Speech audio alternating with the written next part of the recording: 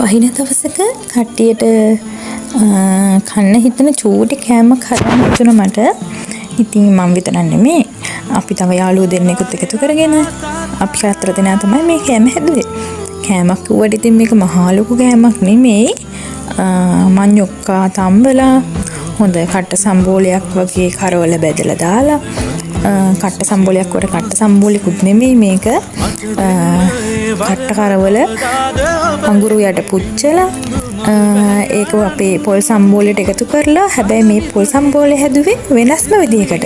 මම ඔයාලට තවත් දවසක අරගෙන එන්නම්කෝ මේ පොල් සම්බෝලේ විතරක් හදන්නේ කොහොමද කියලා. ඉතින් මේක වීඩියෝ කරලා දාන්න හදපු වීඩියෝ එකක් නෙමෙයි. ඒ වුණාට මට හිතුණා මේක ඔයාලත් එක්ක බෙදා ගන්න ඕනි කියලා. ඉතින් බලන්නකෝ දැක්කම කන්න හිතෙනව නේද වහින වෙලාවක මේ වගේ කෑමක්. වහින දවසක කට්ටියට කන්න හිතන චූටි කෑමක් හදන්න හිතුණා මට. ඉතින් මම විතරක් නෙමෙයි. අපි තව යාළුවෝ දෙන්නෙකුත් එකතු කරගෙන අපි 4 දෙනා තමයි මේ කෑම හැදුවේ. කෑමක් කිව්වට ඉතින් මේක මහා ලොකු කෑමක් නෙමෙයි.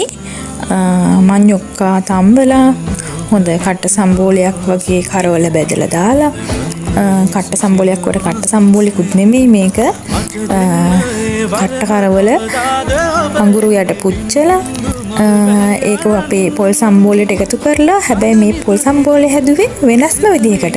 මම ඔයාලට තවත් දවසක අරගෙන එන්නම්කෝ මේ පොල් සම්බෝලේ විතරක් හදන්නේ කොහොමද කියලා.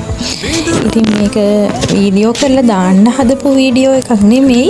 ඒ වුණාට මට හිතුණා මේක ඔයාලත් එක්ක බෙදා ගන්න ඕනි කියලා. ඉතින් බලන්නකෝ දැක්කම කන්න හිතෙනව නේද වහින වෙලාවක මේ වගේ කෑමක්.